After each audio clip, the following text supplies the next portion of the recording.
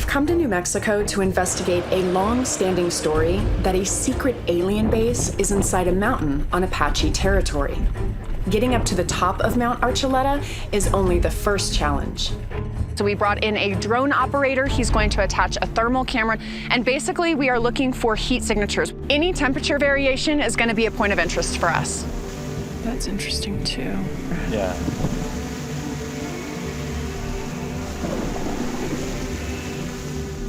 There have been reports of people finding air vents coming out of the ground. There are even obscure photos of what appear to be openings indicating something built underground. But I don't see anything in this area of the mountain. Did you find anything? You know, as far as heat signatures, it looks pretty uniform across the face of it, although there were features I was particularly interested in. You have this vertical line, which the drone operator zoomed in right there. Okay. And then you have this sort of groove, and he went back into it, and it looks almost like a door of some sort. So watch, he'll go in. You see? Right there? Mm-hmm. What's that? Temperature change? 94, but then it did go up to 100 and something. I do want to look at this a little bit more. Yeah, we should definitely look into that. This storm is getting a lot closer, the thunder and the lightning. I think we should get off the top of the mountain before we get stuck up here. That's a good idea.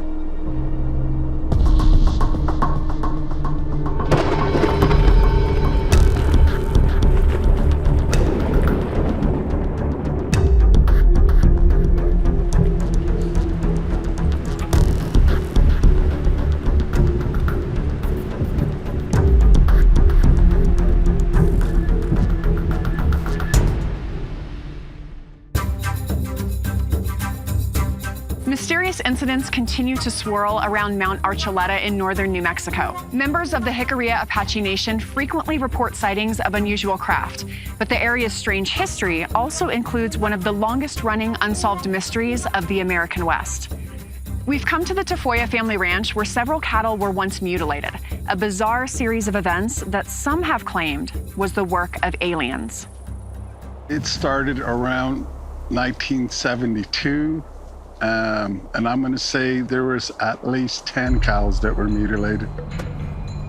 So your dad was the chief of police for years. Yes. And what were his thoughts as to what was going on?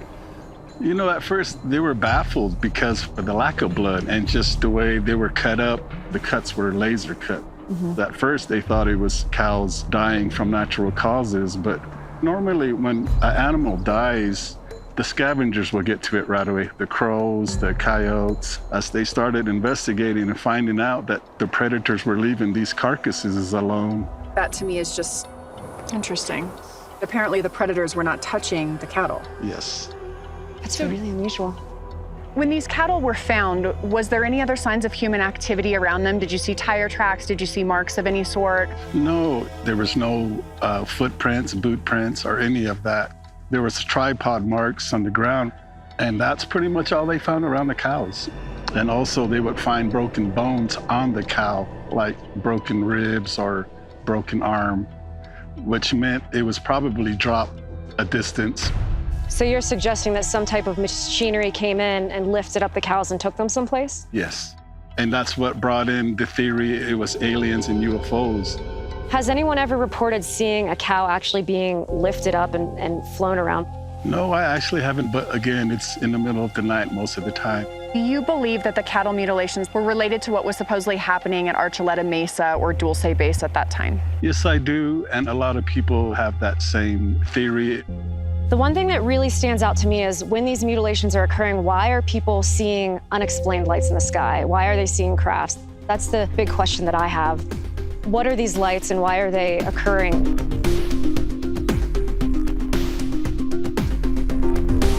To back up his claims about the cattle mutilations, Avery has offered to introduce us to one of the original investigators. I have a gentleman here. He's worked with my father in the cow mutilations. And also he has some information on the underground base up on Archeletta. His name's Hoyt Velarde. Hoyt, what was the time period that the cattle mutilations took place? I'd say the early 60s to still going on today. We investigated over 200 head. Like this one here, this cow died there, is mutilated there. These things are evidence right here, these cuts. See these incisions. Who do you think is responsible for these mutilations? Well, the first thing that happened is everybody started looking at the skies because they didn't understand it. Somebody said they saw helicopters. 2 cowboys riding back to their camp in the afternoon. Summer day, horses walking. It was hot, so everything sort of standing still. And all of a sudden they hear the horses jump and they jump and start looking back. Before they turned, they felt a light breeze. They went back and found a cow laying there. What was the condition of the cow? The cow was mutilated, no tongue. They didn't see anything, but they did feel a light breeze. Normally when you go into an investigation, there's, a thread somewhere you can pull where everything unravels, and that's just not the case here. It's pretty bizarre.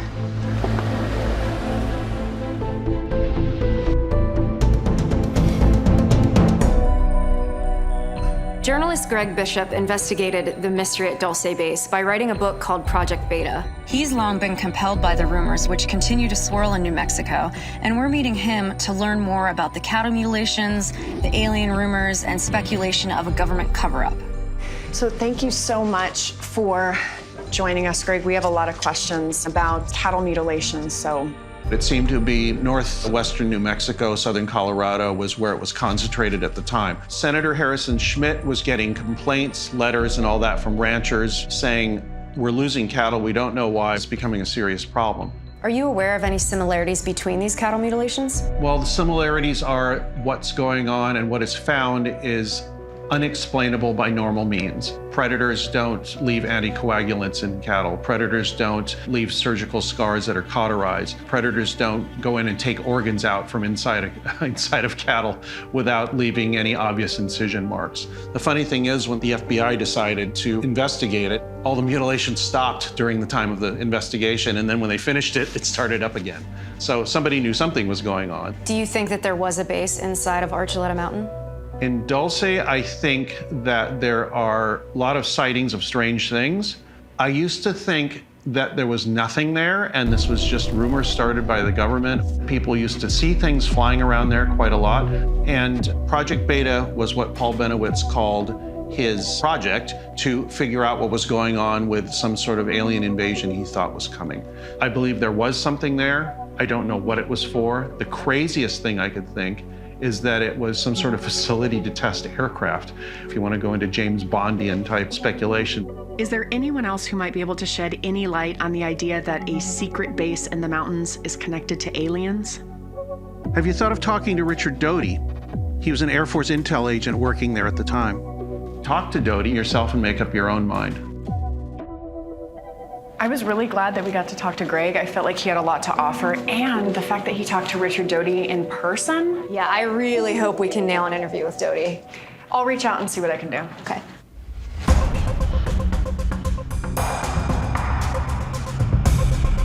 We've come to the National Museum of Nuclear Science in Albuquerque to meet one of the most controversial figures in the Dulce Base mystery. This is the oldest bomber in the fleet. Richard Doty was an intelligence agent for the U.S. Air Force. His critics say he deliberately spread misinformation to manipulate the public's opinion on UFOs. You worked for the Air Force in the Office of Special Investigation as an intelligence officer? Yes. I conducted counterintelligence operations, counterespionage operations, centered around us trying to fool our adversaries of what a normal person would call disinformation. How does the cattle mutilations fit into all of this? It didn't just involve cattle. It involved game, elk, deer, mountain lions. We've spoke with a lot of ranchers who have come across their cattle having what looks like strap marks, finding tripod marks at the site. Does any of that sound familiar to you? That sounds like the black operations the government was doing.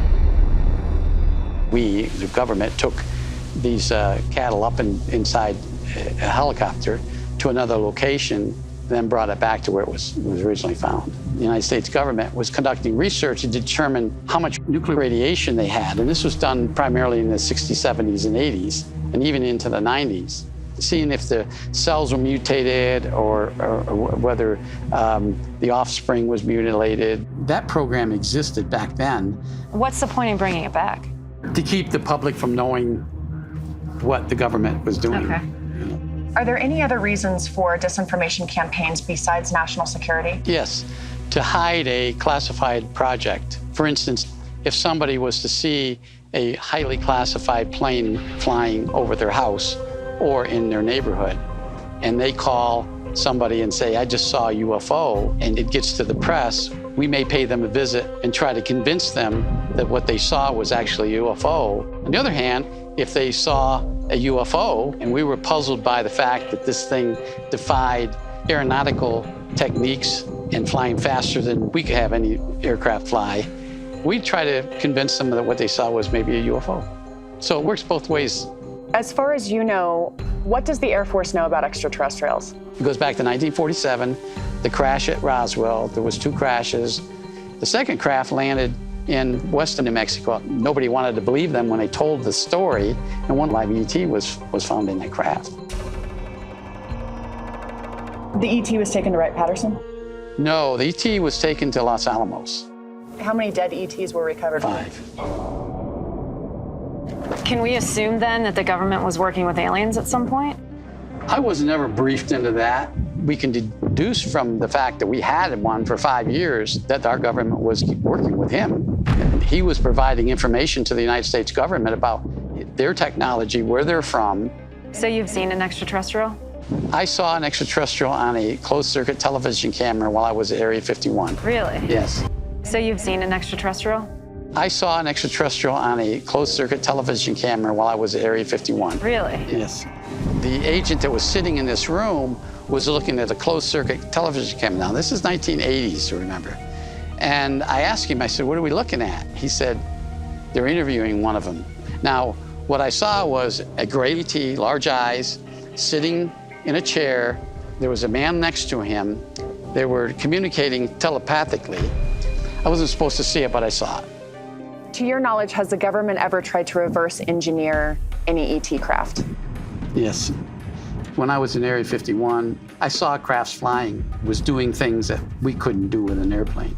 And I was briefed in 1984 that we had connections with 5 different alien races. We had some kind of technology from them. Talking with Richard Doty is a really big deal because, you know, he's infiltrated UFO circles and spread disinformation, but yet he worked at Area 51 and he was really involved with the government during the time of all these strange occurrences. When you first hear the story about Paul Banowitz and what he discovered, a lot of people are quick to dismiss that, but it does seem like there was a lot going on that later proved to be true. Yes, I think he tapped into something. Is there a base down there? I don't know. I wasn't ever down there. I've never read anything about a base or a secret base. That's my knowledge of Dulce. You know, clearly you had a personal relationship on some level with Paul. When all of this happened and Paul ended up committed, how did you feel about that, knowing that you were participating in this disinformation campaign that could have led to that? Well, the nuts and bolts of this is that Paul was already a believer in UFOs. He came to us, and he told us that these were UFOs. We never drugged him. We never performed any kind of disinformation hoaxes or psych operations on him. None of that is true. Richard Doty's testimony was amazing. I mean, he said he saw an actual extraterrestrial at Area 51, and that's one question everybody's been dying to know. It almost makes me wonder if the cattle mutilations and the UFO activity in this area are connected. Richard, do you still work in misinformation? No, absolutely not.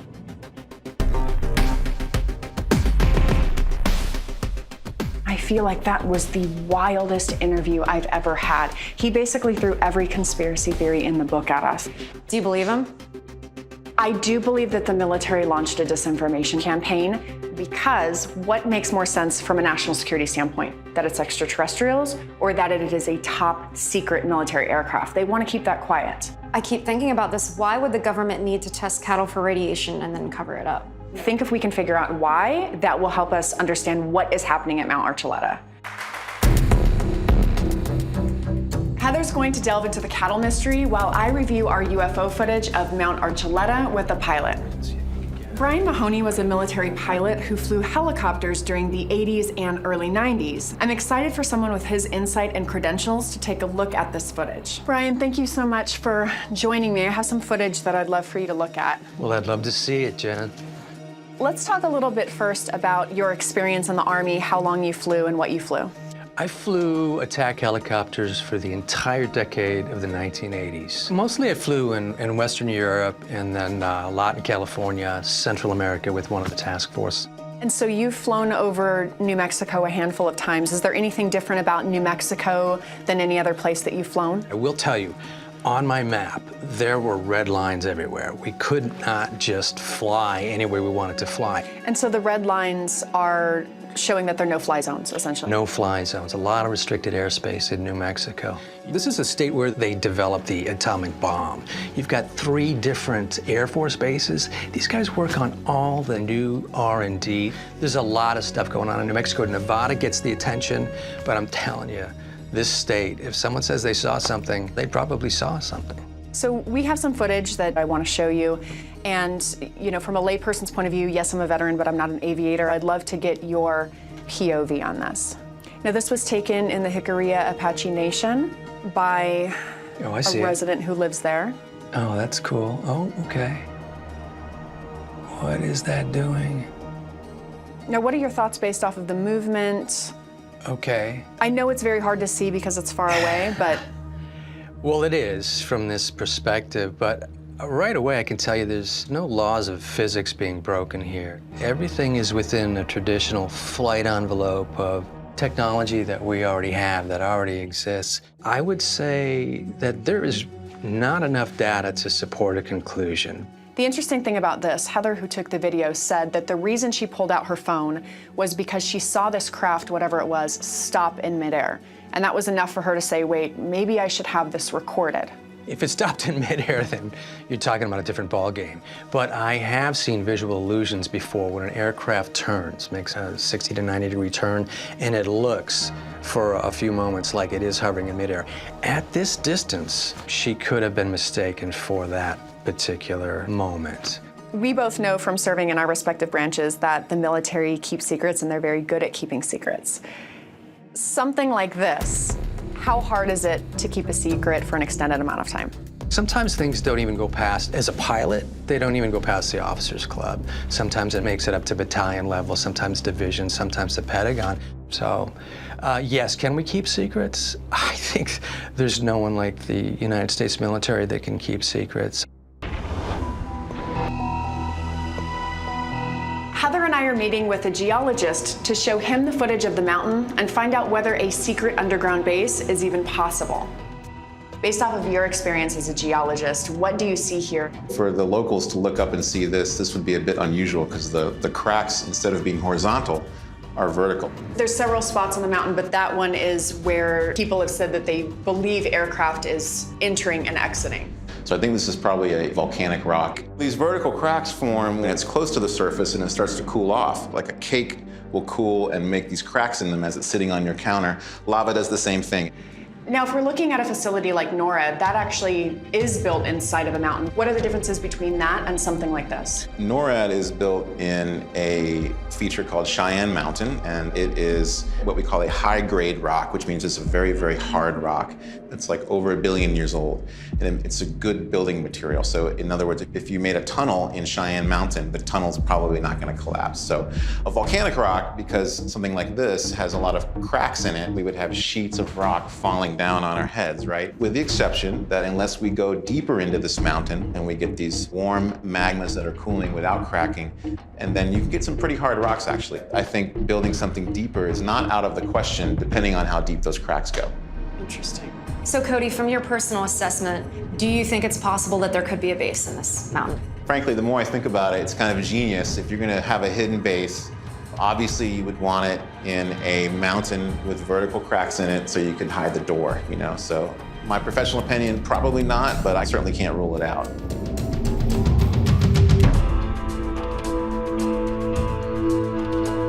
So many experts we've spoken to allege that this mystery is linked to a government cover-up of the testing of secret military craft.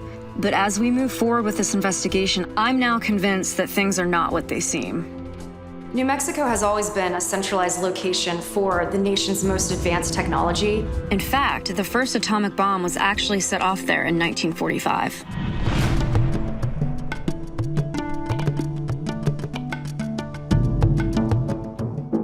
Apparently, Heather found something surprising. She asked me to meet her at a remote site back near the Jicarilla Apache Nation.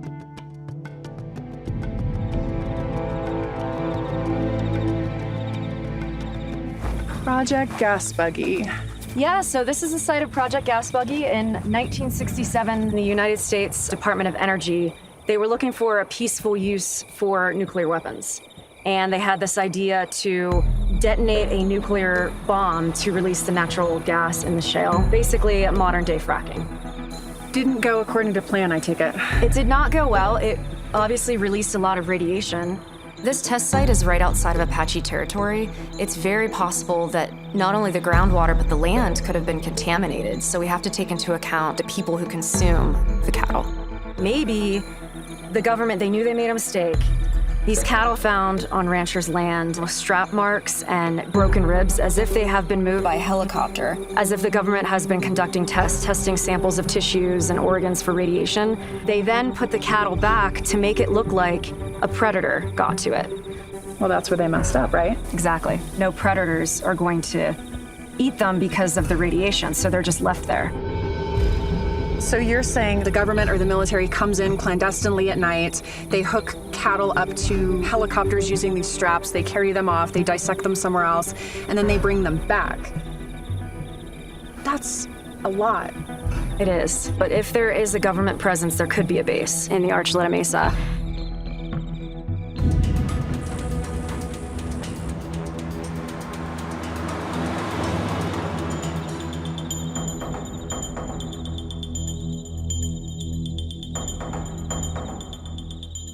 So much to unpack, Heather. Yes, this is a lot of information. Okay, what do you have? So we have Cheyenne Mountain Complex, which is definitive proof that underground bases do exist in America. Okay, so we have reports. We have photo of a photo. Supposedly these are craft entering the mountain. Cattle mutilations. Now we've got Benowitz, the Benowitz-Doty connection. He obviously caught things on camera that were real. As he was flying overhead, he saw areas where he thought crafts could have been. And then this is Richard Doty, back in the day. When we were talking to him, I had a hard time ascertaining what was misinformation and what was real. And additionally, what misinformation was fed to him that he believes is actual information. Right, so he may not even really fully know the truth.